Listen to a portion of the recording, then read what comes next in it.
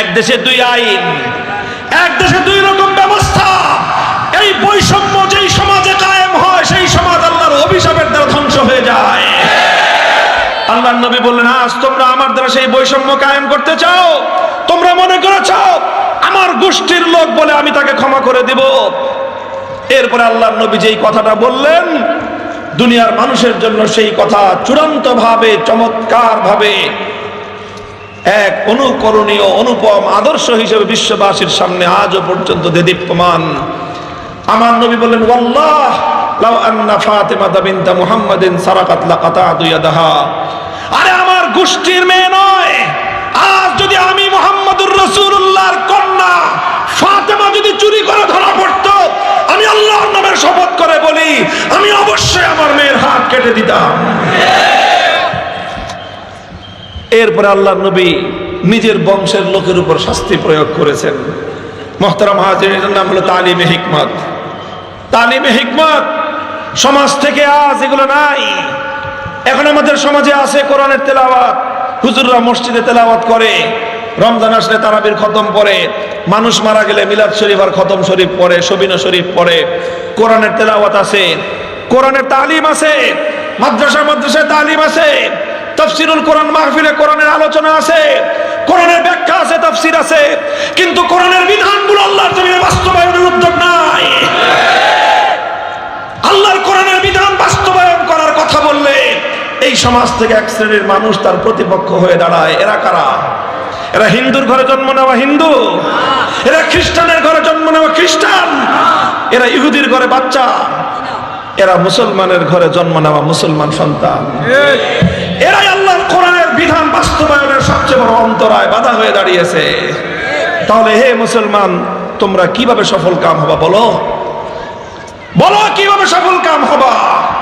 যেই কোরআন নাজিল হয়েছিল দুনিয়াতে তোমাদেরকে সফলতা দেওয়ার জন্য, যেই কোরআন নাজিল হয়েছিল তোমাদের জীবনকে সম্মানিত করার জন্য, বিশ্ব দরবারে তোমাদেরকে মাথা উঁচু করা, সম্মানিত জাতি হিসেবে প্রতিষ্ঠিত করার জন্য, সেই মুসলমানরাই যখন কোরআনের বিরুদ্ধে দাঁড়িয়ে গেলা, ধ্বংস ছাড়া তোমাদের বিকল্প কোনো রাস্তা নাই। বলবেন হুজুর উপায় কি? উপায় হলো যেখানে ভুল করেছি সেখান থেকে ঘুরে দাঁড়াতে হবে। কথা বলো ঠিক কিনা? আলহামদুলিল্লাহ, আমার নতুন প্রজন্ম ঘুরে দাঁড়াচ্ছে।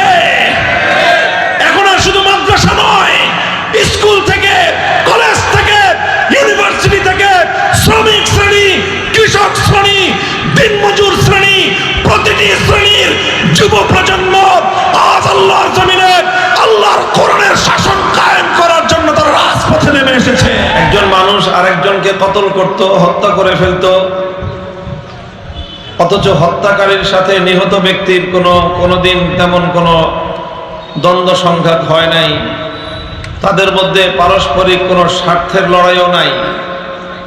কিন্তু একজন হত্যাকারী একজন নিরপরাধ মানুষকে হত্যা করত শুধু এই কারণে যে ওর গোত্রের সাথে তার গোত্রের দ্বন্দ্ব আছে, দুই গোত্রের মধ্যে দ্বন্দ্ব, কাজেই এই গোত্রের একজন লোক ওই গোত্রের আরেকজন লোককে সুযোগ পেয়ে তাকে হত্যা করে ফেলত। কি অপরাধে হত্যা করলো নিহত ব্যক্তিও জানতো না, যে হত্যাকারী সেও জানতো না যে কেন তাকে হত্যা করা হলো। তার অপরাধ একটাই, সে ওই গোত্রের লোক, শুধু এতটুকু কারণে। মানুষের মধ্যে মানবিকতার এই ভয়াল বিপর্যয় হয়েছিল সেই সময়টাতে।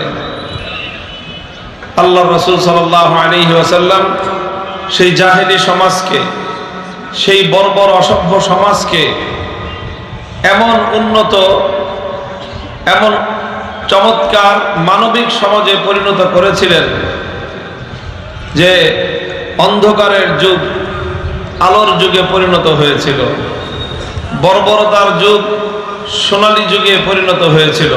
এইটা কারটা বন্ধ করার তো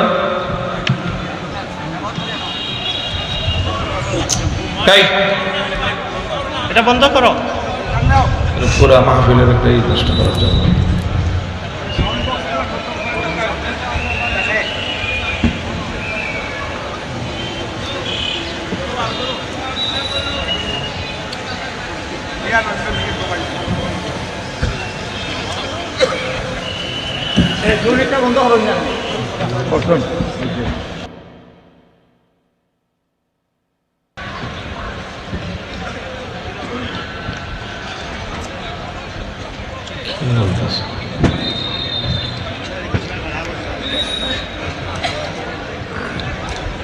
হযরত রাসূল আকরাম সাল্লাল্লাহু আলাইহি ওয়াসাল্লাম এই জাহেলি সমাজটাকে এক সোনালী সমাজে পরিণত করেছিলেন। যারা যেই সমাজের মানুষ আরেকজনের রক্তপান করার পিপাসার্থ ছিল, সেই মানুষগুলো এমন সোনার মানুষে পরিণত হলো যে একে একে তিনজন মানুষ মৃত্যু মুখে পতিত হওয়ার সময় নিজের আরেকজন ভাইকে পানির পিপাসার কাতরে নিজে পানি পান না করে পিপাসার্ত অবস্থায় মৃত্যুবরণ করেছেন, কিন্তু অপর আরেকজনকে পিপাসার্ত রাখাটাকে বরদাস্ত করতে পারেন নাই।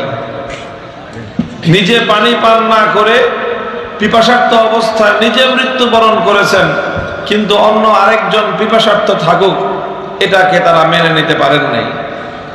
কেমন সোনার মানুষ তারা হয়েছিলেন। ইতিহাসের পাতায় বিশ্ব সভ্যতায় সবচেয়ে উন্নত, সবচেয়ে সুন্দর, সবচেয়ে সুখী সমাজ আল্লাহ রাসূল সাল্লাল্লাহু আলাইহি ওয়াসাল্লাম গড়ে তুলেছিলেন।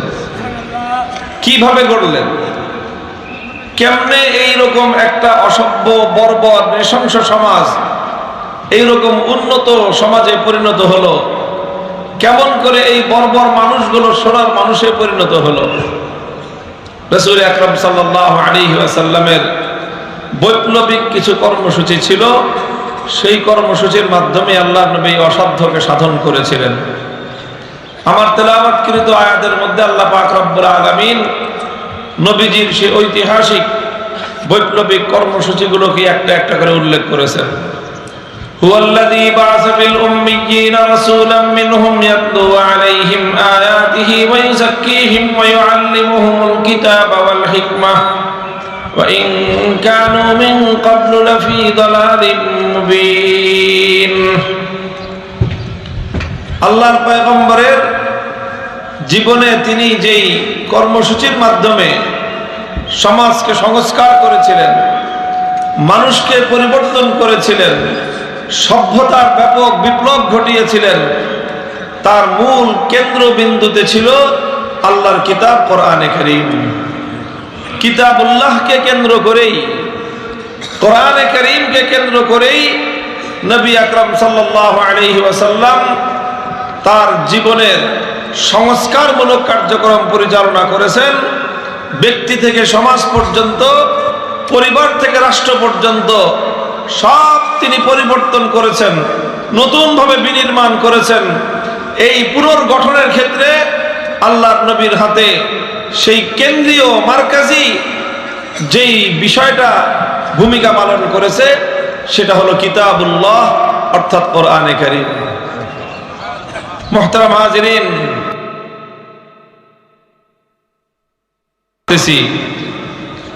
বলতে গেলে এই সমাজের দিকে লক্ষ্য করলে বলা যায় যে অনেকটা সেই জাহেলিয়াতের যুগ আবার ফিরে এসেছে আমাদের মাঝে। মানুষে মানুষের দ্বন্দ্ব হয়, লড়াই হয়। সেই যুগে যেরকম একজন মানুষ আরেকজনকে হত্যা করত, হত্যাকারী জানতো না নিহত ব্যক্তির অপরাধ কি, নিহত ব্যক্তি নিজেও জানতো না তার কি অপরাধ। ঠিক আজকে আমাদের সমাজে ওই অবস্থা আবার ফিরে এসেছে। এখন মানুষ মানুষকে খুন করে, খুনি জানে না নিহত ব্যক্তিকে কেন খুন করা হলো। সমাজে 5,000 10,000 টাকা দিয়ে কিলার ভালো ভাড়া পাওয়া যায়, কিলার খুনি ভাড়া পাওয়া যায়, শুটার ভাড়া পাওয়া যায়। এই কিলারদেরকে একটা লোককে ইন্ডিকেট করে দিবেন যে ওকে গুলি করে মেরে ফেলতে হবে, তুমি 5,000 টাকা পাবা। বাস 5,000 টাকার বিনিময়ে একজন খুনি একজন নিরপরাধ মানুষকে খুন করবে।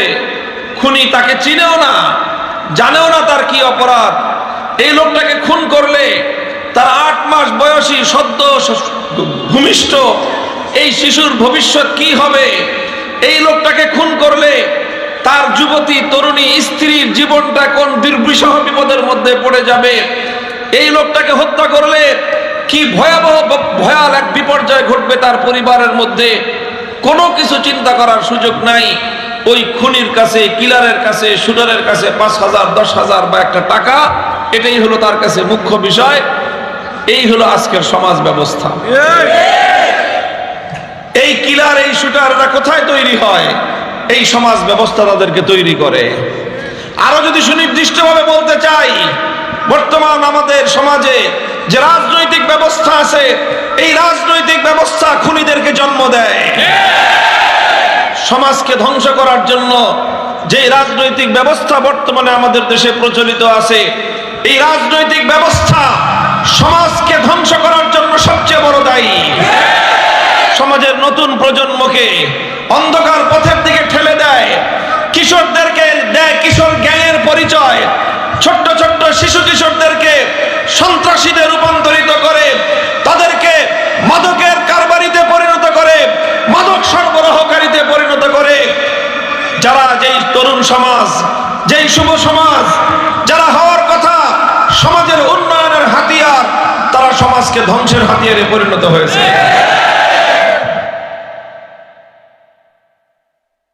এই ইকো কমান এত কথা বলতে হলে মাইকের মাঝখান দিয়ে, মাইক ম্যান কোথায়?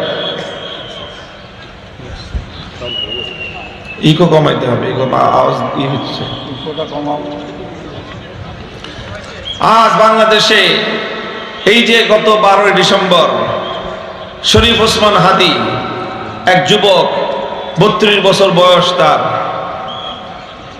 সদ্য প্রসূত তার সন্তান, 8 মাস তার বয়স, তরুণী স্ত্রী ঘরে, এরকম টকবকে এক তরুণ যুবককে হত্যা করা হলো। কি তার অপরাধ? যে তাকে খুন করলো, যে তাকে গুলি করলো, তাকেও যদি জিজ্ঞাসা করা হয় কোন অপরাধে তুমি তাকে খুন করেছো, সে নিজে বলতে পারবে না। সে টাকা পেয়েছে ভাড়াটে হিসেবে, খুনি হিসেবে, জাতির কল্যাণে, মানুষের কল্যাণে, দেশের কল্যাণে, উম্মার কল্যাণে ভূমিকা পালন করুক, আমরা সবাই চাই।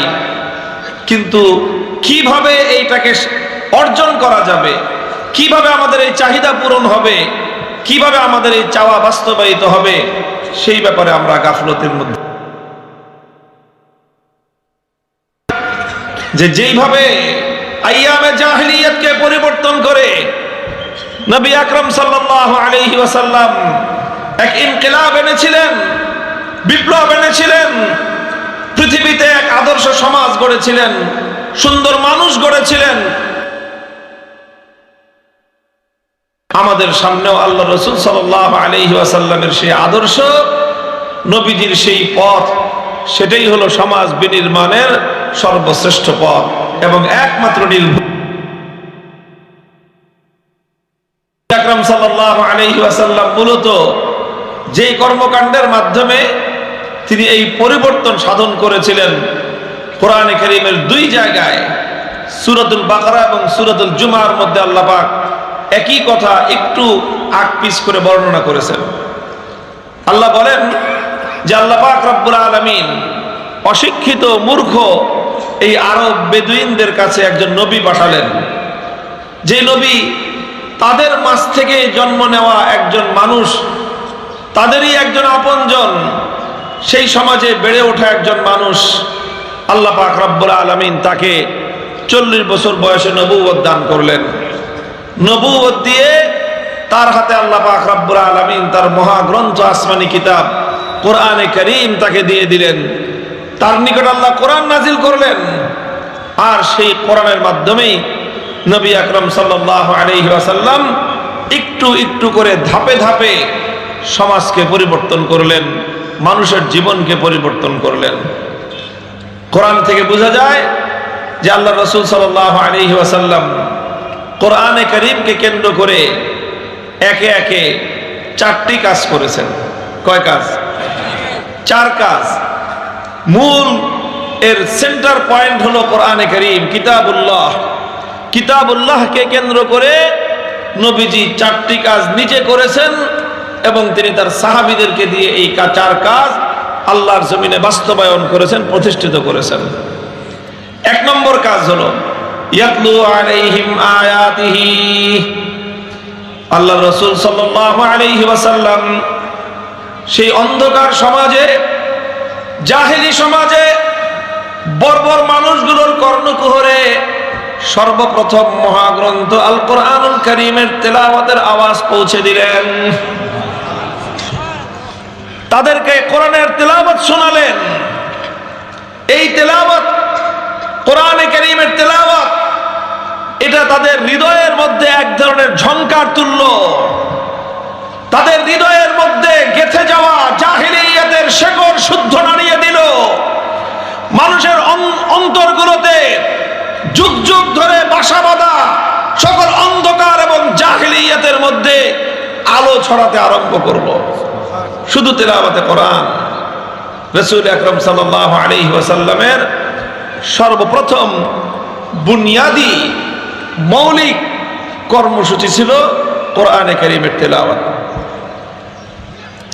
কোরআনে কারীমের তেলাওয়াত চাই এর মর্ম বুঝে আসুক বা না আসুক, এর অর্থ কেউ বুঝতে পারুক বা না পারুক, শুধু কোরআনের তেলাওয়াত এই পৃথিবীতে কোরআনের তেলাওয়াতের চেয়ে অধিক প্রভাবশালী জিনিস আর দ্বিতীয়টি নেই।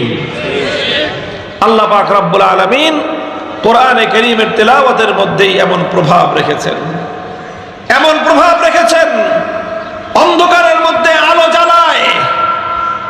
এক মরু বিয়াবানের মধ্যে ফুল ফোটায়, দৃষ্টিনন্দন ফুল ফোটায় কোরআনে কারীমের তেলাওয়াত। বর্বরতার মধ্যে সভ্যতার নতুন উন্মেষ ঘটায়। অসভ্য বর্বর মানুষের অন্তরের মধ্যেও নতুন জাগরণ সৃষ্টি করে কোরআনে কারীমের তেলাওয়াত। মুহতারাম হাজিরিন, রাসূল আকরাম সাল্লাল্লাহু আলাইহি ওয়াসাল্লাম এবং সাহাবায়ে কেরামের সেই যুগটা পর্যালোচনা করলে এর অসংখ্য দৃষ্টান্ত খুঁজে পাওয়া যাবে। আজও কোরআনে কারীমের তেলাওয়াত মানুষের জীবনকে কেমন পরিবর্তন করতে পারে, মানুষের জীবনে কেমন বিপ্লব সাধন করতে পারে, কেউ যদি গভীরভাবে পর্যবেক্ষণ করে তাহলে তার চোখেও ধরা পড়বে ইনশাআল্লাহ। মুহতারাম হাজিরিন, হাদিসের পাতায় ঘটনা বর্ণিত হয়, আবু বকর রাদিয়াল্লাহু আনহু একবার মক্কা থেকে তিনি চলে যেতে উদ্যত হলেন। মক্কায় থাকবেন না, মক্কার মানুষ তার সঙ্গে দুর্ব্যবহার করছে, অসৎ ব্যবহার করছে, কষ্ট দিচ্ছে। আবু বকর রাদিয়াল্লাহু আনহু মক্কা থেকে যাওয়ার জন্য রওনা হয়ে গেছেন। পথিমধ্যে একজন ব্যক্তির সঙ্গে তার সাক্ষাৎ, নাম হলো তার ইবনুদ দাগিনা, একজন সর্দার মানুষ। ইবনুদ দাগিনা জিজ্ঞাসা করলো, আবু বকর তুমি কোথায় যাও? তিনি বললেন যে আমি আর মক্কায় থাকবো না। কেন? মক্কার মানুষের অসদাচরণে আমি অতিষ্ঠ হয়ে গেছি, আমি আর মক্কায় থাকবো না। ইবনুদ দাগিনা বলল, আবু বকর তোমার মতো মানুষ যদি মক্কা থেকে চলে যায়, মক্কার মানুষের আচরণে অসন্তুষ্ট হয়ে কষ্ট পেয়ে, তাহলে এটা মক্কার জন্য একটা বদনামের কারণ হয়ে যাবে, মক্কার জন্য একটা কলঙ্ক বয়ে আনবে। চলো, কে তোমার সাথে অসদাচরণ করে আমি দেখব, আমি দায়িত্ব নিলাম, তুমি মক্কায় থাকবা, তোমার সাথে কেউ দুর্ব্যবহার করবে না। ইবনুদ দাগিনা আবু বকর রাদিয়াল্লাহু আনহুকে সঙ্গে করে মক্কায় নিয়ে আসলো। এসে মক্কাবাসীদেরকে বলল যে তোমরা আবু বকরের মতো একজন সোনার মানুষ, যার সম্পদের দ্বারা অভাবী মানুষের অভাব দূর হয়, যার খাবারের দ্বারা ক্ষুধার্ত মানুষের আহার জুটে, যার সম্পদের দ্বারা চিকিৎসাহীন অসুস্থ মানুষের চিকিৎসার ব্যয়ভার জুটে, যার টাকার দ্বারা একজন সাধারণ মানুষ বস্ত্রহীন মানুষের বস্ত্রের ব্যবস্থা হয়, এইরকম একজন মানুষ যদি তোমাদের এলাকায় থাকতে না পারে, গোটা আরবের মধ্যে তোমাদের এলাকার বদনাম হয়ে যাবে। তোমরা আবু বকরের সাথে এমন আচরণ কেন করতেছো? আবু বকরের সাথে আমাদের কোনো শত্রুতা নাই। আবু বকর মক্কায় থাকুক। আবু বকর আমাদের বাপদাদার ধর্ম ত্যাগ করে মুহাম্মাদের ধর্ম গ্রহণ করেছে সাল্লাল্লাহু আলাইহি ওয়াসাল্লাম, সেটাও সে করুক, পালন করুক, সেটাতেও আমাদের আপত্তি নাই। কিন্তু আবু বকরকে শুধু একটা কথা মেনে চলতে হবে। কি কথা? যে আবু বকর এই যে কোরআন তেলাওয়াত করে, সে তার ঘরের বাইরে দাঁড়িয়ে, ঘরের আঙ্গিনায় বারান্দায় দাঁড়িয়ে কোরআন তেলাওয়াত করে, এটা সে করতে পারবে না। সে ঘরের ভিতরে দরজা জানালা বন্ধ করে সারাদিন কোরআন তেলাওয়াত করে করুক, তাতে আমাদের কোনো আপত্তি নাই, কিন্তু সে উন্মুক্ত জায়গায় কোরআন তেলাওয়াত করতে পারবে না। ইবনুদ্দাগিনা প্রশ্ন করে, ঘরের মালিক আবু বকর, বারান্দার মালিকও সে নিজে, তার বারান্দায় দাঁড়ায় এসে কোরআন তেলাওয়াত করবে, তোমাদের সমস্যা কি? বলে যে না, আমাদের সমস্যা আছে। কি সমস্যা? বলে যে সমস্যা হলো আবু বকর যখন কোরআনের তেলাওয়াত শুরু করে আবেগ মাখা কণ্ঠে, তখন আমরা ঘরগুলোতে আমাদের বাচ্চাদেরকে ঘরের মধ্যে আটকে রাখতে পারি না। হ্যামিলনের বাঁশির পিছনে যেরকম হ্যামিলন বাঁশি ছুটেছিল, ঠিক তার সেই গল্পের মতো করেই আবু বকর যখন তার ঘরের আঙিনায় দাঁড়িয়ে কান্না মাখা কণ্ঠে আল্লাহর কোরআনের তেলাওয়াত শুরু করে, তখন আমরা আমাদের ঘরগুলোতে আমাদের নারীদেরকে, আমাদের শিশুদেরকে, আমাদের মানুষগুলোকে আমরা কোনো কিছু দিয়ে আটকে রাখতে পারি না। তারা বাদ ভাঙ্গা জোয়ারের মতো আবু বকরের কোরআনের তেলাওয়াত শোনার জন্য তার কাছে এসে ভিড় জমায়। এই দৃশ্য আমরা বরদাস্ত করতে পারি না। মুহতারাম হাজিরিন, এটা শুধু একটা ঘটনা, এমন অসংখ্য ঘটনা আছে। শুধু আল্লাহর কোরআনের তেলাওয়াতের মাধ্যমে মানুষের অন্তর জগতে বিপ্লব সাধন হয়েছে। এটা হলো বুনিয়াদি কাজ। হে উম্মত, মনে রেখো, মুসলমান সমাজে যদি তোমরা বিপ্লব আনতে চাও, এই জাহিলি সমাজকে যদি পরিবর্তন করতে চাও, এই অন্ধকারে যদি আলো ফোটাতে চাও, আলো ছড়াতে চাও, সবচেয়ে বুনিয়াদি কাজ হলো মুসলিম এই সমাজে আল্লাহর কোরআনের তেলাওয়াতকে তোমরা ব্যাপকতা দান করো। মুসলমানদের প্রতিটি সন্তান কোরআনের তেলাওয়াত শিখতে হবে। মুসলমানদের ঘরগুলোতে আল্লাহর কোরআনের তেলাওয়াতের আওয়াজ গুঞ্জরণ হতে হবে। প্রত্যেকটি মুসলমান, নারী, শিশু, পুরুষ, আবাল, বৃদ্ধ, বনিতা, প্রতিটি মানুষকে আল্লাহর কোরআনের তেলাওয়াতের আওতায় আসতে হবে। আমরা যদি সেই কাজটুকু করতে পারি, ইনশাআল্লাহ কোরআনের তেলাওয়াত এমন পাওয়ারফুল জিনিস, যেই হৃদয়ের মধ্যে আল্লাহর কোরআনের তেলাওয়াত আছে, সেই হৃদয়ে কোনোদিন কুফরি, মুনাফিকি, এই সকল জিনিস বাসা বাঁধতে পারে না। এই জন্য আজ সারা দুনিয়ার সকল অপশক্তি, ইসলাম বিদ্বেষী শক্তি, তারা মুসলিম সমাজের মধ্যে আল্লাহর কোরআনের এই আলো নিভিয়ে দেওয়ার জন্য সব ধরনের ষড়যন্ত্র চালায়, চক্রান্ত পরিচালনা করে। মুসলমানের সন্তানরা যেন সকালবেলা সাবাহি মক্তবগুলোতে গিয়ে, মাদ্রাসাগুলোতে গিয়ে সকালবেলা যেন কোরআনের তেলাওয়াত শিখতে না পারে, এই জন্য দেশব্যাপী এনজিওদের নামে পশ্চিমা ইহুদি খ্রিস্টানদের দেশীয় এজেন্ট এবং দালাল গোষ্ঠী, তারা গ্রামে গ্রামে, পাড়ায় পাড়ায়, মহল্লায় মহল্লায় নানা নামে, শিক্ষার নামে মুসলমানদের সন্তানদেরকে কোরআনের শিক্ষা থেকে বঞ্চিত করবার কর্মসূচি বাস্তবায়ন করে চলেছে। মুসলমানদের জাতীয় শিক্ষা ব্যবস্থা, প্রাইমারি স্কুল, সব শিক্ষা আছে সেখানে। মুসলমানদের সন্তানদেরকে সব ভাষা শেখানো হয়। ছোট ছোট শিশুদেরকে সর্বশেষ গান বাজনা, নাচ শেখানোর জন্য শিক্ষক নিয়োগ দেওয়া হয়।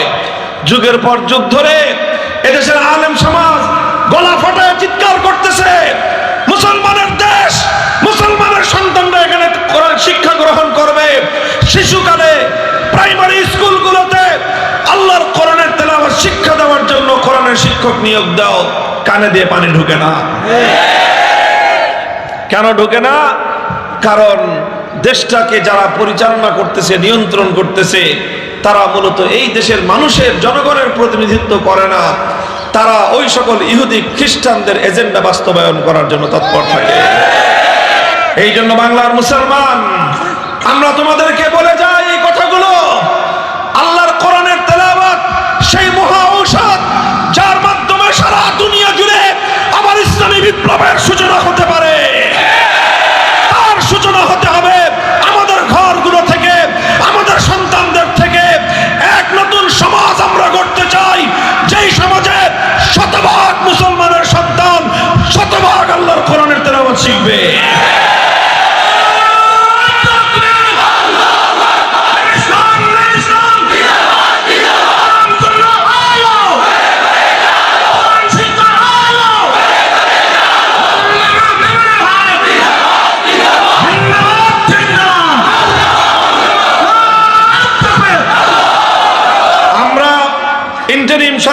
কাছে এই বিষয়ে দাবি জানিয়েছিলাম।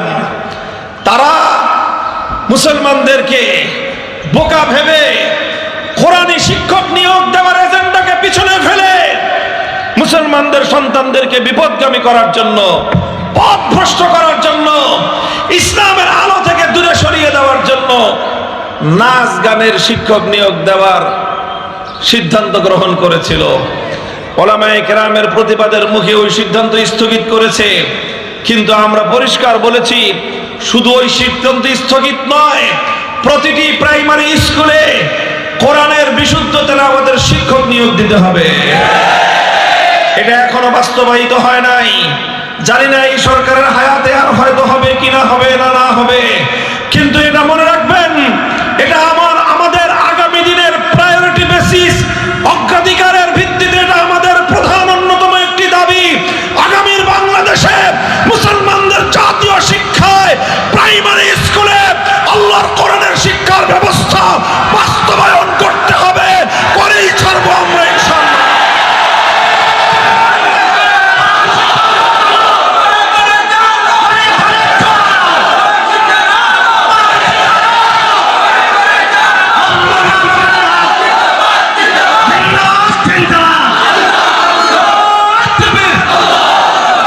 ইয়াতলু আলাইহিম আয়াতিহি, এটা হলো প্রথম কর্মসূচি আল্লাহ রাসূল সাল্লাল্লাহু আলাইহি ওয়াসাল্লাম যে কর্মসূচি পরিচালনা করেছিলেন।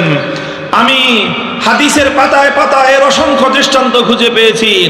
সোনালী যুগে, নবীর যুগে, সাহাবীদের যুগে, তাবেঈদের যুগে, তাবেঈদের যুগে, খায়রুল কুরুনে এমন কোন ঘর মুসলমানদের খুঁজে পাওয়া যেত না যেই ঘরের মধ্যে থেকে শেষ রজনীতে কোরআনের তেলাওয়াতের গুঞ্জন ভেসে আসতো না, এমন কোন ঘর খুঁজে পাওয়া যেত না।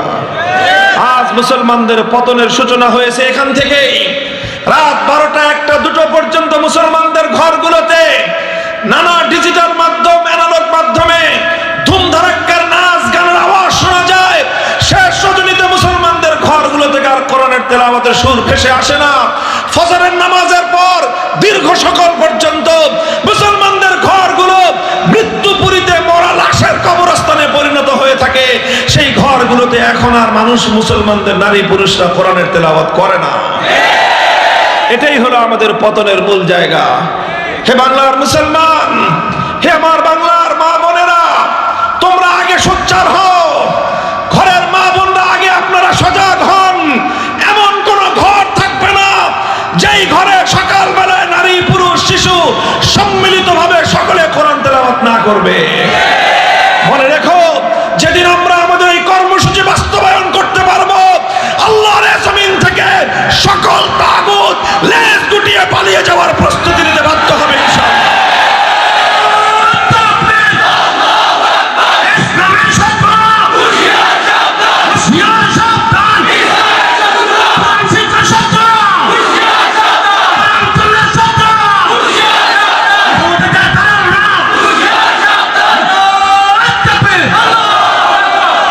এটা হলো সবচেয়ে বুনিয়াদি, সবচেয়ে গুরুত্বপূর্ণ এবং সর্বপ্রথম কর্মসূচি হলো তেলাওয়াতে কিতাবুল্লাহ। আল্লাহর পয়গম্বরের 2 নম্বর কর্মসূচি কি ছিল? ওয়ায়ুআল্লিমুহুমুল কিতাব। তিনি কোরআন তেলাওয়াত যখন করলেন, এরপরে সেই কোরআনকে নিয়ে আল্লাহ নবীর 2 নম্বর কাজ হলো তালিমে কিতাবুল্লাহ। যেটা তেলাওয়াত করা হলো, কি তেলাওয়াত করলা, এবার তার মর্ম বুঝো, তার উদ্দেশ্য বুঝো, তার অর্থ বুঝো। আল্লাহ দুনিয়ার মানুষকে লক্ষ্য করে কি মেসেজ এবং কি বার্তা পাঠালেন, কি বিধান পাঠালেন, সেগুলো উম্মতকে শিক্ষা দেওয়া, এটা ছিল নবী আকরাম সাল্লাল্লাহু আলাইহি ওয়াসাল্লামের 2 নম্বর কাজ। মুহতারাম হাজিরিন, মুসলিম জাতির শিক্ষা ব্যবস্থার মধ্যে আল্লাহর রাসূল সাল্লাল্লাহু আলাইহি ওয়াসাল্লামের দ্বিতীয় এই বুনিয়াদি কর্মসূচির রিফ্লেকশন না থাকলে সেই মুসলিম জাতি কোনোদিন বিশ্ব দরবারে মাথা উঁচু করে দাঁড়াতে পারবে না। হ্যাঁ, সব শিখেন, আপত্তি নাই। কোন জাগতিক শিক্ষার ব্যাপারে ইসলামের আপত্তি নাই। আমাদের সন্তানরা তারা টেকনোলজি, সায়েন্সের উপর উন্নত শিক্ষা অর্জন করবে, আপত্তি নাই। আমাদের সন্তানেরা, ছেলেরা, মেয়েরা জাগতিক সকল উন্নত শিক্ষা অর্জন করবে।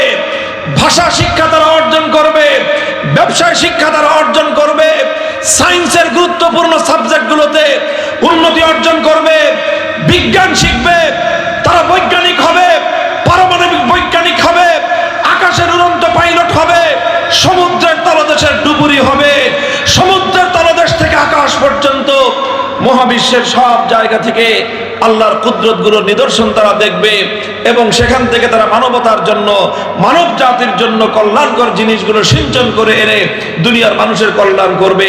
এতে ইসলাম উৎসাহিতই করে, কখনোই নিরুৎসাহিত ইসলাম করে না। কাজেই সব শিখতে হবে। ভাষা শিখবেন, বাংলা ভাষা শিখতে হবে, ইংলিশ ভাষা শিখতে হবে, আরবি ভাষা শিখতে হবে, পারলে আরো 14টা ভাষা শিখেন, কোনো আপত্তি নাই, বরং উৎসাহ আছে। জ্ঞান বিজ্ঞান চর্চা করবেন, কোনো আপত্তি তো দূরের কথা। জ্ঞান বিজ্ঞানের চর্চার জন্য ইসলাম প্রথম দিন থেকে তার দুয়ার উন্মোচন করে দিয়েছে। তবে তবে মুসলমান শুধুমাত্র পাশ্চাত্যের জ্ঞান শিখবে, জাগতিক জ্ঞান শিখবে, আর তার জ্ঞানের মূল আধার, পৃথিবীতে জ্ঞানের সবচেয়ে বড় রিসোর্স আল্লাহর কোরআন সম্পর্কে তারা অজ্ঞ থাকবে, এটাও মুসলমানদের কোন শিক্ষা ব্যবস্থা হতে পারে না। আলহামদুলিল্লাহ, এই জন্য ওয়ায়ুআল্লিমুহুমুল কিতাব, মাদ্রাসাগুলোতে যেভাবে কোরআনের উপর, কোরআনের ভাষা, কোরআনের মর্ম, কোরআনের উদ্দেশ্য বোঝার জন্য লং কোর্স পড়ানো হয়, আমরা এই লং কোর্স পড়াতে বলি না জাতীয় শিক্ষায়। তবে এতটুকু বলবো, স্কুল কলেজ ইউনিভার্সিটির প্রত্যেকটা জায়গায় আমাদের ছেলেরা মেয়েরা যখন সেই শিক্ষা ব্যবস্থায় শিক্ষা গ্রহণ করবে, ব্যবস্থা থাকা জরুরি। আল্লাহর নবীর 2 নম্বর কর্মসূচি ছিল এটা। একজন মানুষ যখন আল্লাহর কোরআনের মর্মগুলো বুঝে, খোদার কসম খেয়ে বলি, আল্লাহর কোরআনের মর্ম তার হৃদয়ের মধ্যে অবশ্যই আঘাত করে, তার হৃদয়ের মধ্যে পরিবর্তন আনে, তার হৃদয়ের হেদায়েতের বদ্ধ দুয়ারগুলো খুলে দিয়ে তার অন্তরের মধ্যে হেদায়েতের আলোকবর্তিকা পৌঁছে দেয় আল্লাহর কোরআনের শিক্ষা। এই জন্য নবীজির 2 নম্বর কর্মসূচি ছিল ওয়ায়ুআল্লিমুহুমুল কিতাব, কোরআনের অর্থ শিক্ষা দেওয়া, কোরআনের ব্যাখ্যা শিক্ষা দেওয়া। এটা হলো 2 নম্বর কাজ। 3 নম্বর কর্মসূচি হলো ওয়াল হিকমাহ, তালিমে হিকমত। তালিমে হিকমতটা কি জিনিস? তালিমে হিকমতটা একটু খেয়াল করে বুঝেন। তালিমে হিকমত এটা হলো আল্লাহর নবীর 3 নম্বর কর্মসূচি। 1 নম্বর কর্মসূচি কি ছিল মনে আছে? কি? তেলাওয়াত। 1 নম্বর কি? 2 নম্বর কি? তালিম। তেলাওয়াত মানে হলো রিডিং পড়া, আর তালিম মানে কি? অর্থ বুঝে পড়া। তালিম মানে কি? অর্থ বুঝে পড়া। এরপরে হলো হিকমত। 3 নম্বর কি? হিকমতের অর্থ কি? হিকমতের ব্যাখ্যা হলো তুমি যেই কোরআন প্রথমে তেলাওয়াত করলা, এরপরে যেই কোরআনের অর্থ বুঝলা, মর্ম বুঝলা, ব্যাখ্যা বুঝলা, এই বুঝা পর্যন্ত দায়িত্ব শেষ? 3 নম্বর দায়িত্ব হলো তুমি যা তেলাওয়াত করলা, যা বুঝলা, হিকমত মানে হলো এবার সেটা বাস্তবে প্রয়োগ করো, প্র্যাকটিক্যাল করো। মেডিকেলের যারা ছাত্র আছো অথবা ক্লাস 8, 9-এ যারা নাকি সায়েন্স গ্রুপে পড়ো বিশেষভাবে, তারা তো খুব ভালো করেই জানো প্র্যাকটিক্যাল করতে হয়, প্র্যাকটিক্যাল করতে হয়। ফিজিক্স, তারপরে এই সকল জাতীয় গুরুত্বপূর্ণ যে সকল সাবজেক্টগুলো আছে, এগুলোর উপর প্র্যাকটিক্যাল করা ছাড়া এই সকল সাবজেক্টগুলোতে কোনোদিন কেউ ভালো করতে পারে না। মেডিকেল সায়েন্সে যারা পড়াশোনা করে শুধু বই পড়ে কেউ ডাক্তার হতে পারে না, বই পড়তে হয়, সাথে সাথে রোগীর উপর তাকে কি করতে হয়? প্র্যাকটিক্যাল করতে হয়। এই জন্য মেডিকেলের প্রত্যেকটা সাবজেক্টের মধ্যে প্রায় আপনার ক্লাসের পাশাপাশি প্র্যাকটিক্যালের ক্লাস থাকে, থিওরি ক্লাসের পাশাপাশি প্র্যাকটিক্যাল ক্লাস থাকে।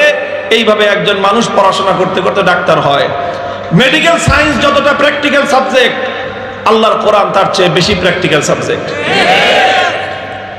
কোরআন শুধু গবেষণার জন্য নাজিল হয় নাই, কোরআন শুধু গবেষণার জন্য নাজিল হয় নাই। কোরআন যেভাবে তেলাওয়াত করতে হবে, কোরআনের মর্ম বুঝতে হবে, এরপরের দায়িত্ব হলো আল কোরআনের যে মর্ম, যে অর্থ, যে উদ্দেশ্য তুমি বুঝতে পারলা, এবার সেই মর্ম আর সেই অর্থ, সেই উদ্দেশ্য বাস্তব জন্য সর্বশক্তি নিয়োগ করো। এটার নামই হলো তালিমে হিকমত। তোমাকে আল্লাহর কোরআন শিক্ষা দিল, ইজা কুমতুম ইলাস সালাত ফাগসিলু ফুজুহাকুম ওয়া আইদিয়াকুম ইলাল মারাফিক ওয়ামসাহু বিরুউসিকুম ওয়া আরজুলাকুম ইলাল কাবাইন। যখন নামাজ পড়তে চাও উযু করো। কোরআনের তেলাওয়াত আছে উযু করার বিধান।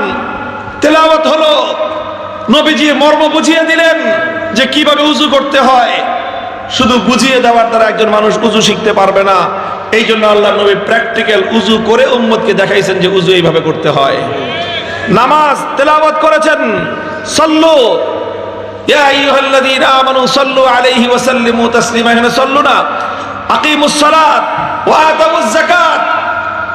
আকিমুস সালাত বলা হয়েছে, সালাত কায়েম, নামাজ পড়ো। শুধু নামাজ বই পড়ে নামাজ শেখা যায় না, নামাজ শেখার জন্য প্র্যাকটিক্যাল দেখতে হয়। আল্লাহর নবীর যুগ থেকে আজ পর্যন্ত সেই নামাজের প্র্যাকটিক্যাল শিক্ষা দিতে দিতে ওলামায়ে কেরাম জাতিকে নামাজ শিক্ষা দিচ্ছেন। এটাই হলো তালিমে হিকমত। এই প্র্যাকটিক্যাল যেমন উযুর মধ্যে আছে, এই প্র্যাকটিক্যাল যেরকম নামাজের মধ্যে আছে, এই প্র্যাকটিক্যাল যেরকম আযানের মধ্যে আছে, এই প্র্যাকটিক্যাল যেরকম ইকামতের মধ্যে আছে, এই প্র্যাকটিক্যাল জিহাদের মধ্যেও আছে। আল্লাহর নবী শুধু জিহাদের আয়াত তেলাওয়াত করে আর জিহাদের বিধান উম্মতকে শুনায় দিয়ে ক্ষান্ত করেন নাই, বরং আমার নবী 9টা বছরে 27টা যুদ্ধে প্রতি বছর গড়ে 3টি করে যুদ্ধে সশরীরে অংশগ্রহণ করে উম্মতকে শিক্ষা দিয়েছেন বাতিলের মোকাবেলায় জীবনের ঝুঁকি নিয়ে কিভাবে আল্লাহর জমিনে হক এবং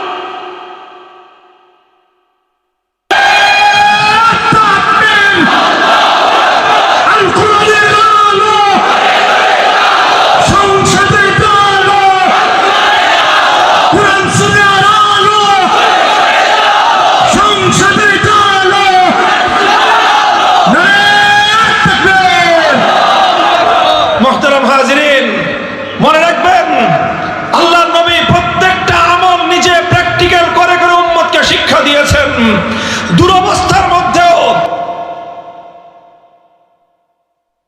দিনের ঝান্ডা সমুন্নত করার জন্য ত্যাগ আর কোরবানির পরাকাষ্ঠা প্রদর্শন করতে হয়। খন্দকের যুদ্ধে আল্লাহর নবী দারিদ্র ক্ষুধার্ত অবস্থায় পেটে পাথর বেঁধে আল্লাহর দ্বীনের জন্য জিহাদের ময়দানে ভূমিকা রেখেছেন।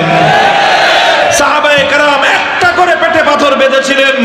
আমাদের নবী রাহমাতুল লিল আলামিন তার পেটে 2টি পাথর বেঁধে ক্ষুধার যাতনাকে নিয়ন্ত্রণ করে আল্লাহর দ্বীনের জন্য দিনের পর দিন, সপ্তাহের পর সপ্তাহ, রাত দিন একাকার করে জিহাদের ঝান্ডা সমুন্নত করেছেন। শুধু পেটে পাথর বেঁধেই নয়, উহুদের দিন আল্লাহর নবী শিক্ষা দিয়েছেন যদি নিজের মাথা আঘাতপ্রাপ্ত হয়, নিজের দান্দান ভেঙে যায়, সর্বশরীর যদি রক্তাক্ত হয়ে যায়, সারা শরীর থেকে রক্ত ঝরতে ঝরতে যদি তুমি জমিনের মধ্যে লুটিয়ে পড়ো, তারপরে আল্লাহর দ্বীনের পথ থেকে সরে দাঁড়াবার সুযোগ নাই। এই শিক্ষা আল্লাহর নবী উহুদের জিহাদের ময়দানে নিজের রক্ত দিয়ে উম্মতকে শিক্ষা দিয়ে গেছেন। প্রতিটি শিক্ষা এভাবে আল্লাহর নবী দিয়েছেন। এটার নামই হলো তালিমে হিকমত। কোরআনের আয়াত নাজিল হয়েছে, আস-সারিকু ওয়াস-সারিকাতু ফাকতাউ আইদিয়াহুমা জাযাআম বিমা কাসাবা নাকালাম মিনাল্লাহ আল্লাহু আজিজুন হাকীম। এক একটা দণ্ডবিধি। চোর চুরি করলে শাস্তি হবে, ডাকাত ডাকাতি করলে শাস্তি হবে, খুনি নিরপরাধ মানুষকে হত্যা করলে তার শাস্তি হবে। প্রতিটি বিষয়ে শাস্তি প্রদান করতে হবে। কোরআনের আয়াত নাজিল হয়েছে। আমার নবী শুধু তেলাওয়াত করে খতম করে দায়িত্ব শেষ করেন নাই, উম্মতকে তার অর্থ বুঝিয়েছেন। কিভাবে হাত কাটতে হবে সেটা বুঝিয়েছেন, কোন চোরের হাত কাটা যাবে সেটা বুঝিয়েছেন। শেষরা চোরের হাত কাটা যাবে না। রাস্তাঘাটে অভাবের তাড়নায় মসজিদের জুতা চুরি করে সেই জুতা চোরের উপর গোটা জাতি মিলে তাকে মারতে মারতে কিলায় কিলায় মেরে ফেলবেন। অথবা সামান্য হিরোইনচি আপনার ঘর থেকে সামান্য 2টা লোটা চুরি করেছে, ওকে কিলায় কিলায় মেরে ফেলবেন।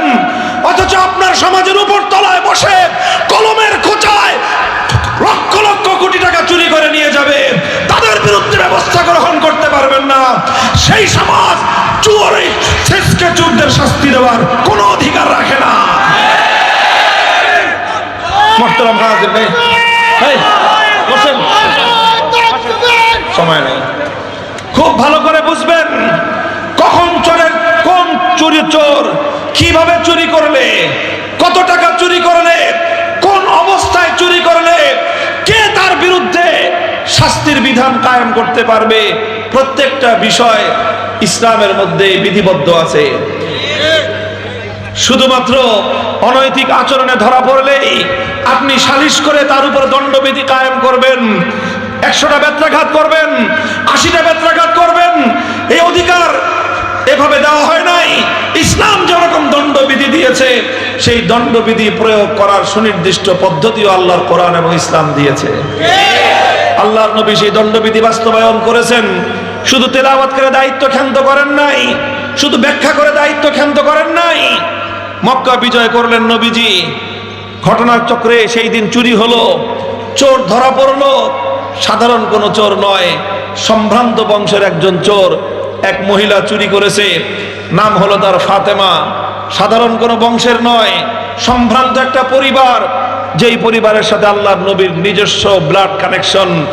নাম হলো তার ফাতেমা, বংশ হলো তার বনু মখজুম, যেটা আল্লাহর নবীর দাদির গোষ্ঠী। সেই বনু মখজুমের মেয়েটা চুরি করলো।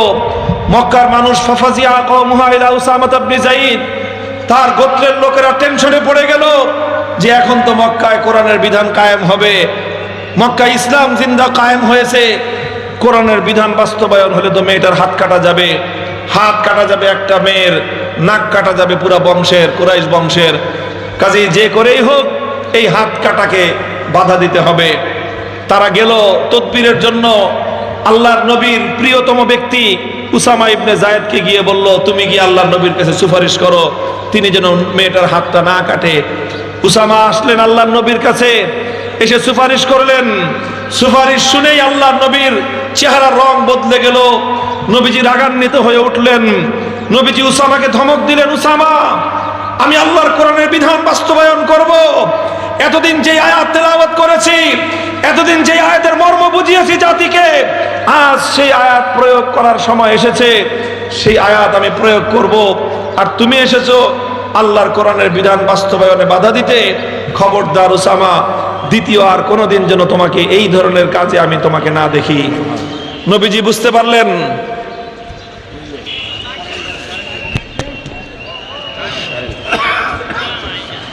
কুইকলি করো।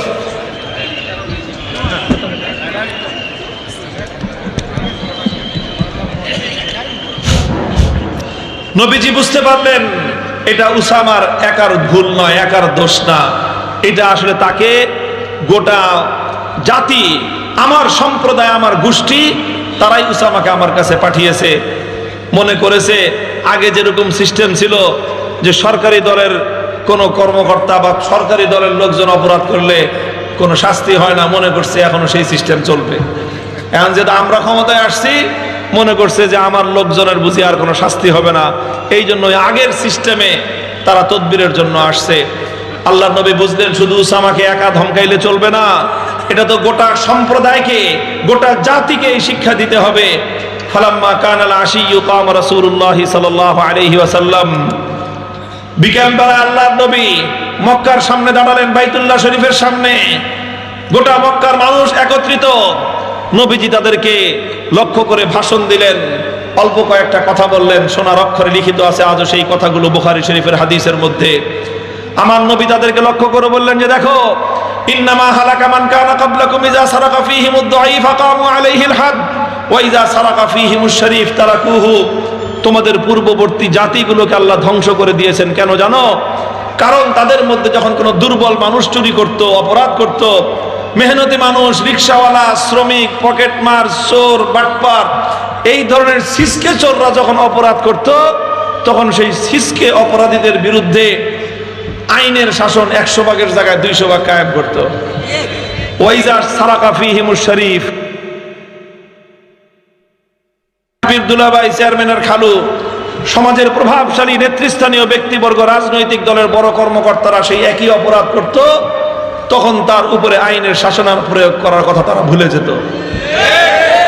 এক দেশে দুই আইন, এক দেশে দুই রকম ব্যবস্থা। এই বৈষম্য যেই সমাজে কায়েম হয়, সেই সমাজ আল্লাহর অভিশাপের দ্বারা ধ্বংস হয়ে যায়। আল্লাহ আল্লাহর নবী বললেন, আজ তোমরা আমার দ্বারা সেই বৈষম্য কায়েম করতে চাও? তোমরা মনে করেছ আমার গোষ্ঠীর লোক বলে আমি তাকে ক্ষমা করে দিব? এরপরে আল্লাহর নবী যেই কথাটা বললেন, দুনিয়ার মানুষের জন্য সেই কথা চূড়ান্ত ভাবে, চমৎকার ভাবে এক অনুকরণীয় অনুপম আদর্শ হিসেবে বিশ্ববাসীর সামনে আজও পর্যন্ত দেদীপ্যমান। আমার নবী বললেন, ওয়াল্লাহ লাউ আন্না ফাতিমা বিনতা মুহাম্মাদিন সারাকাত লাকাতাতু ইয়াদাহা। আরে আমার গোষ্ঠীর মেয়ে নয়, আজ যদি আমি মুহাম্মদুর রাসূলুল্লাহর কন্যা ফাতেমা যদি চুরি করে ধরা পড়তো, আমি আল্লাহর নামের শপথ করে বলি, আমি অবশ্যই আমার মেয়ের হাত কেটে দিতাম। এরপরে আল্লাহর নবী নিজের বংশের লোকের উপর শাস্তি প্রয়োগ করেছেন। মুহতারাম হাজিরিন, নাম হলো তালিমে হিকমত। তালিমে হিকমত সমাজ থেকে আজ এগুলো নাই। এখন আমাদের সমাজে আছে কোরআনের তেলাওয়াত, হুজুররা মসজিদে তেলাওয়াত করে, রমজান আসলে তারাবির খতম পড়ে, মানুষ মারা গেলে মিলাদ শরীফ আর খতম শরীফ পড়ে, সবিনা শরীফ পড়ে। কোরআনের তেলাওয়াত আছে, কোরআনের তালিম আছে, মাদ্রাসায় তালিম আছে, তাফসীরুল কোরআন মাহফিলে কোরআনের আলোচনা আছে, কোরআনের ব্যাখ্যা আছে, তাফসীর আছে, কিন্তু কোরআনের বিধানগুলো আল্লাহর জমিনে বাস্তবায়নের উদ্যোগ নাই। আল্লাহর কোরআনের বিধান বাস্তবায়ন করার কথা বললে এই সমাজ থেকে এক শ্রেণীর মানুষ তার প্রতিপক্ষ হয়ে দাঁড়ায়। এরা কারা? এরা হিন্দুর ঘরে জন্ম নেওয়া হিন্দু, এরা খ্রিস্টানের ঘরে জন্ম নেওয়া খ্রিস্টান, এরা ইহুদির ঘরে বাচ্চা, এরা মুসলমানের ঘরে জন্ম নেওয়া মুসলমান সন্তান। এরাই আল্লাহর কোরআনের বিধান বাস্তবায়নের সবচেয়ে বড় অন্তরায়, বাধা হয়ে দাঁড়িয়েছে। তাহলে হে মুসলমান, তোমরা কিভাবে সফল কাম হবা? বলো বলো কিভাবে সফল কাম হবা? যেই কোরআন নাজিল হয়েছিল দুনিয়াতে তোমাদেরকে সফলতা দেওয়ার জন্য, যেই কোরআন নাজিল হয়েছিল তোমাদের জীবনকে সম্মানিত করার জন্য, বিশ্ব দরবারে তোমাদেরকে মাথা উঁচু করা, সম্মানিত জাতি হিসেবে প্রতিষ্ঠিত করার জন্য, সেই মুসলমানরাই যখন কোরআনের বিরুদ্ধে দাঁড়িয়ে গেলা, ধ্বংস ছাড়া তোমাদের বিকল্প কোন রাস্তা নাই। বলবেন হুজুর উপায় কি? উপায় হলো যেখানে ভুল করেছি সেখান থেকে ঘুরে দাঁড়াতে হবে। কথা বলো ঠিক কিনা? আলহামদুলিল্লাহ, আমার নতুন প্রজন্ম ঘুরে দাঁড়াচ্ছে।